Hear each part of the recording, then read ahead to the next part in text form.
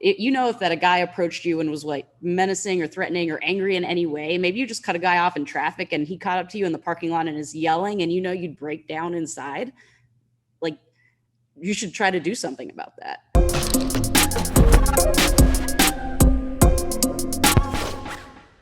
One of the main reasons why I brought you, aside from kind of talking about the self-protection aspects of it, and also how the combat sports can really help develop some of those aspects of self-defense. I wanted to bring you on because I find that a lot of non-male folk uh, Direct. I are like not. that. Yeah, my friend was kind of helping me kind of make this be a little more correct in our time lanes. So thank you, friend.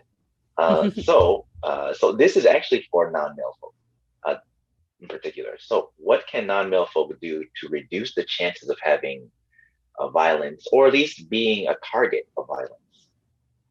And what should they do if the situation arises? Now we're kind of getting deeper into this kind of aspect of Yeah. it. Obviously get training.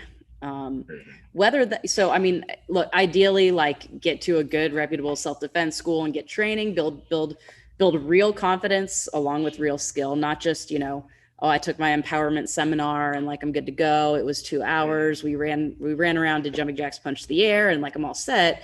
But get real ongoing training so you can develop some real confidence, um, and some fitness along with that, so that you can, at least you can do something, or at the very least you've pushed yourself and that you can keep going even when you hit that wall where you're like, man, I want to stop, I want to quit, but I'm going to keep pushing and keep going. That kind of thing is so important.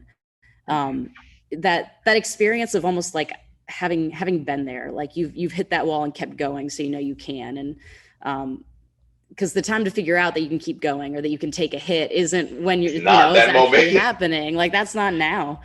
um Mhm. and I think that'll go a long way towards developing the soft skills. But if I had to tell somebody like something to do right now, it's 8 o'clock at night here in North Carolina. Mhm. I'd be like, go online, check the local news, see what trends are going on. Like right now in Mhm. Charlotte, a lot of people are being attacked on greenways. Just like those are just the stories that I've kind of seen regularly. So Okay. now is probably not the time to start running on a greenway. Just, I know these things are happening. I need to recognize that pattern. So Mhm. maybe if I do run on the greenway, I'm like, you know what, I'm going to make sure I have a friend with me, or whatever it might be. Like, realizing those local trends is something that you can do right now without having to go sign up at a gym or anything. Um, Mhm. so Not that's saying that one you shouldn't idea. sign up at a gym. You should definitely go sign up at a gym, but I understand if you want to wait a couple hours. So Yeah.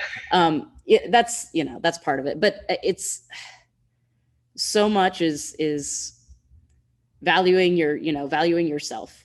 Yeah. And I think martial arts is a great way to feel and experience that. But I also think that you can find that in fitness, routines as well, feeling better about yourself, feeling more capable just in general. um, Mhm.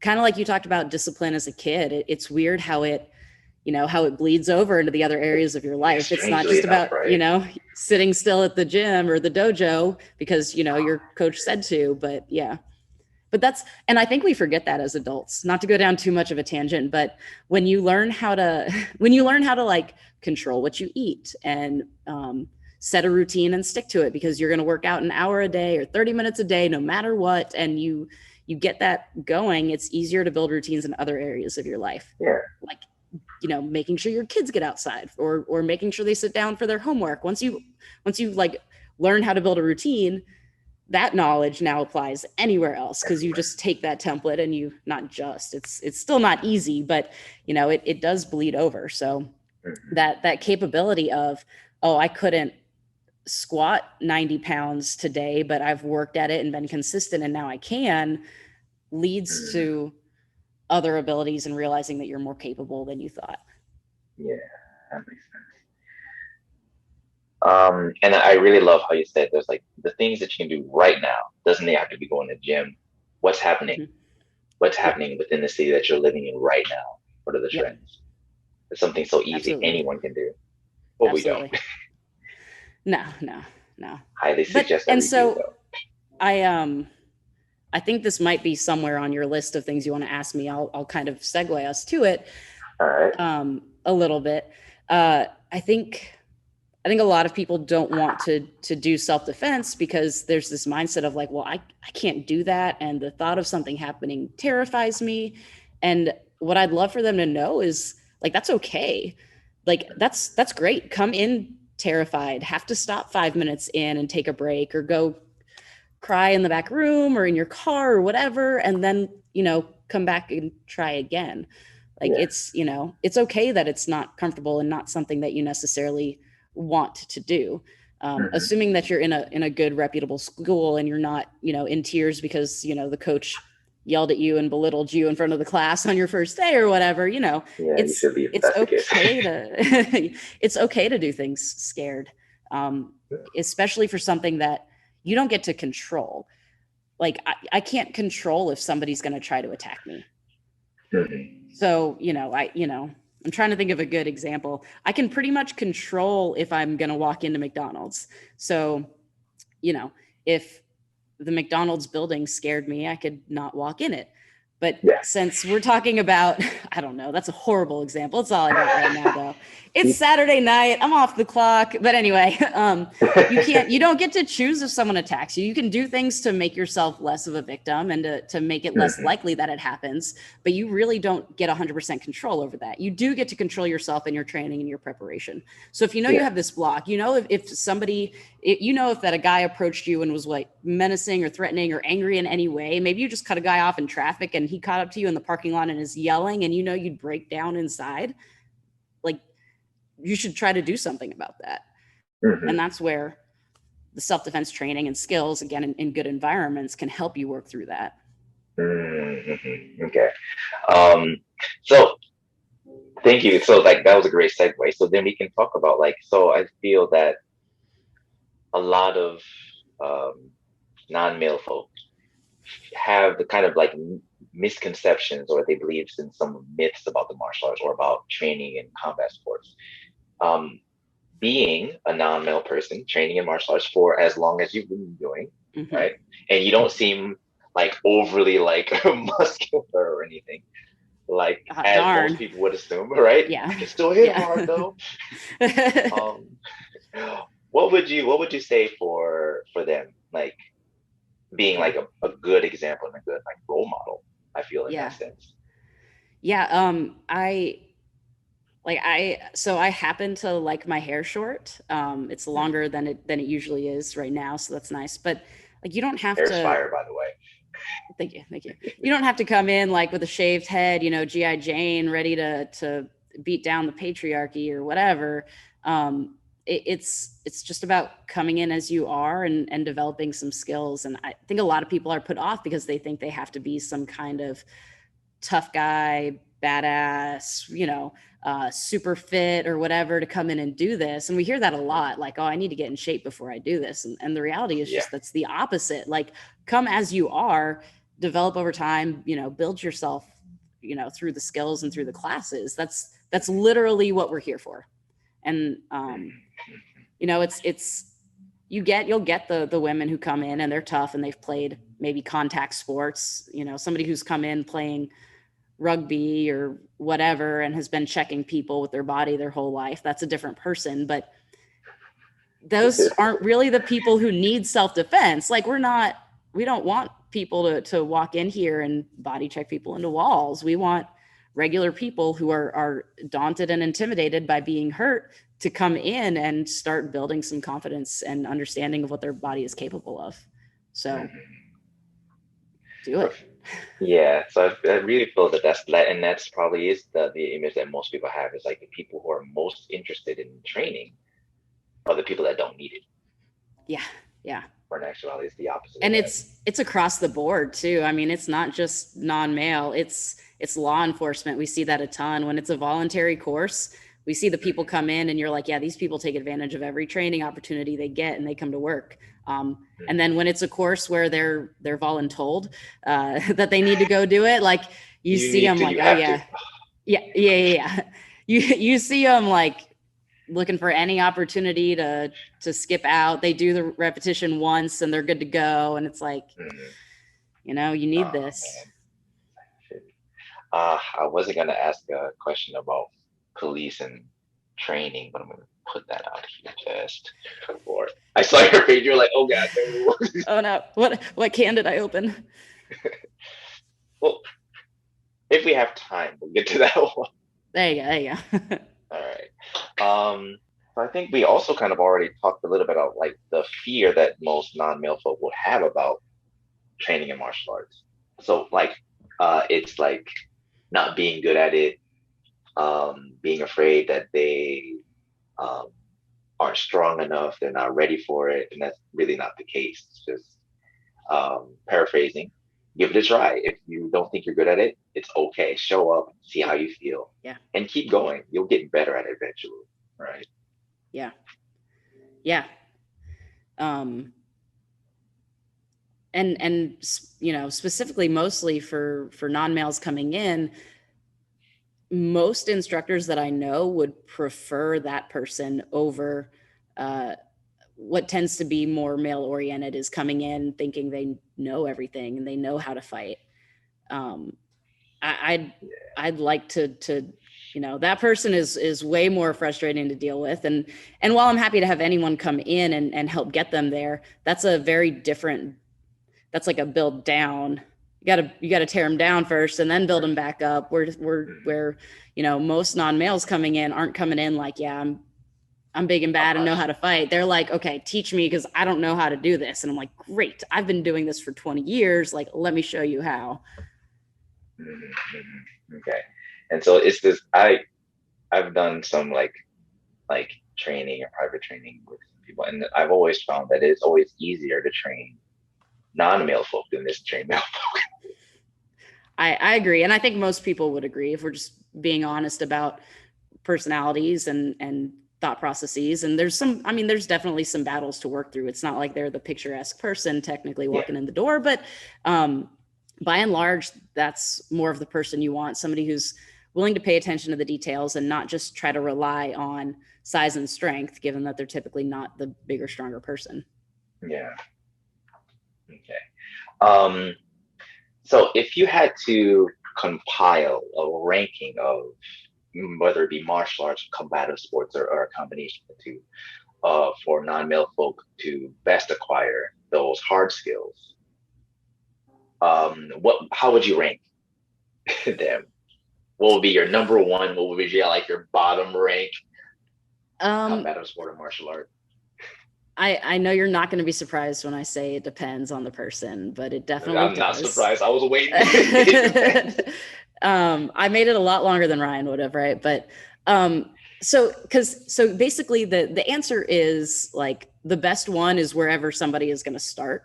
And Mhm. so what that means for like us specifically in our centers is a lot of times people come in and we put them on heavy bags and they do a heavy bag fitness class and they'll spend months, if not sometimes years, just doing heavy bag fitness. And one day they're like, I want to move towards kickboxing against like another person. And so it helps them bridge the gap between not being comfortable hitting anything and okay, now I've done this cardio focused element where I've started to understand the terminology and the striking, and they're getting their toes in the water and then progressing in. Some Yeah. people are jump right into the deep end kind of people. And so for them, like, have at it, any of them, they're all at the top.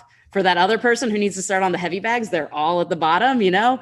I don't know if I could say there's definitely one specific to, one good ranking Mm, with Krav, because okay. it was such a big, like, okay, here's how to use your body, like hit this pad as hard as you possibly can, like as hard as you possibly can, like as hard as you possibly can, like sweet, okay, let it all go, got Get it. at it. um and then then people started punching back at me and then they started grabbing me and then they started throwing me and it just kind of all progressed from there. But I know Mm, I'm definitely a different person because if I walk in a room and I'm the only non-male person, I'm like, okay, I got this, I'll hold good. it down for everybody, I'm here. And then and some people just aren't like that. So Yeah. wherever you need to start, find it and start. but you can't do that watching classes or YouTube videos, except this one. This one is a good start. Keep watching. Thank you. But yeah, Thank you at for that some plug. point, at some point you gotta get in there. You gotta get your feet wet to learn how to swim. Yeah. And I love how you, in terms of in your gym, how you just have them on the heavy bag, just start them off there. It's like, I'm not sure what you're comfortable with. Get used to this. Get a feel for this. Do you like how this feels? This is nice. Can we do more of this? Yeah. Come this way. I've been waiting for you. Walk to this side of the gym. We got you. um, and so I think you've already answered the question I'm going to ask, because like Brian always says, it depends. Mm-hmm. Which you've lasted out longer than he does in most of his videos. First thing, question asked, it depends. Yeah. Um. So I shouldn't even ask this question because you've already answered it. It depends. Wrestling, boxing, jiu-jitsu, or a combination of all for women. Where should they start? Yep. Totally depends. I will, I'll give you some anecdotal evidence. Okay. It would seem to me that striking is more palatable for most people. If I look at just kind of over the course of the last decade or so running the centers, Mm-hmm. that those seem a little bit more palatable than starting with jujitsu. Especially if you haven't done research. I mean, we have some people come in and their brother was a wrestler and they watch UFC and that kind of thing. And so they kind of understand what they're getting into for grappling. Mm-hmm. But I think by and large for let's call it the uninformed public, Yeah. who are on board with like, yes, I need training. Yeah, there's going to have to be contact. I want it real. It's a little bit easier to start upright since that's where we spend most of our lives than it is to start wrapped up in somebody that is a complete stranger and I'm touching them continuously. There's an intimacy level in like jujitsu Yeah, that you have to you have to get used to it. It's strange. It's a strange kind of relationship, but so I would, while it does still depend on the person, Mm-hmm. by and large, if you're like, well, I don't know what would be more comfortable with me, probably some kind of stand-up striking Krav Maga. Okay. Like I already got two. It depends on if you. Let's see how many more we get in this video.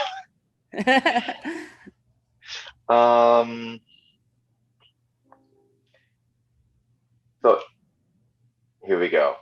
I already see another. It depends coming. All right. So I expand on it though. So.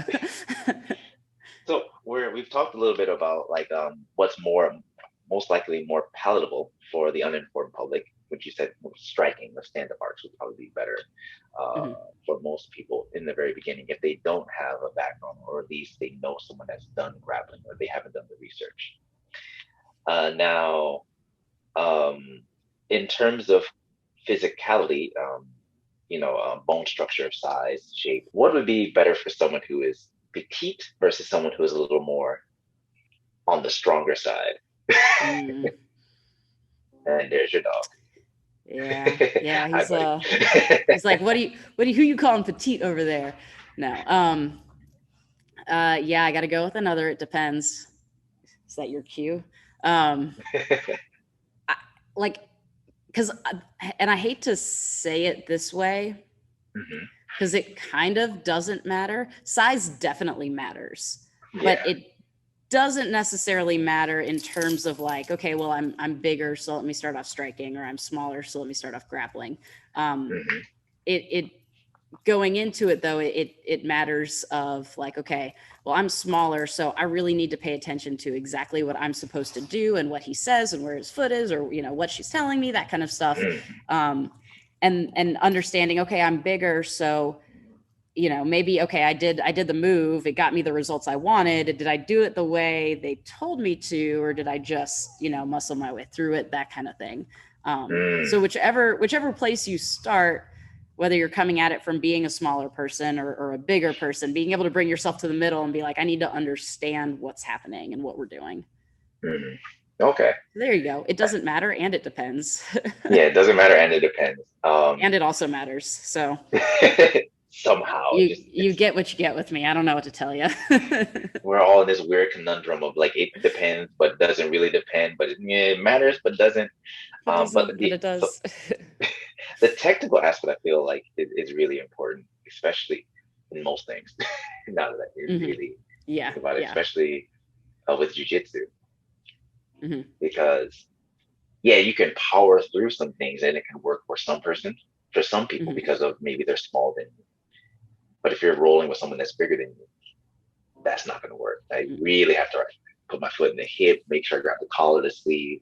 Yeah, So like there's yeah. that technical aspect is a little bit more important, I right? will say probably the more connected you get to somebody, the more that technical aspect is going to matter. Um, Not that it doesn't matter unconnected, like you still have to be good and technical and accurate from a Hmm. distance. It's very different though when they're connected and they have control over you. I think that would be kind of the biggest variable that changes when somebody literally enters clinch by grabbing you, whether that's because they're grabbing your neck or your hair or your jacket, whatever it is.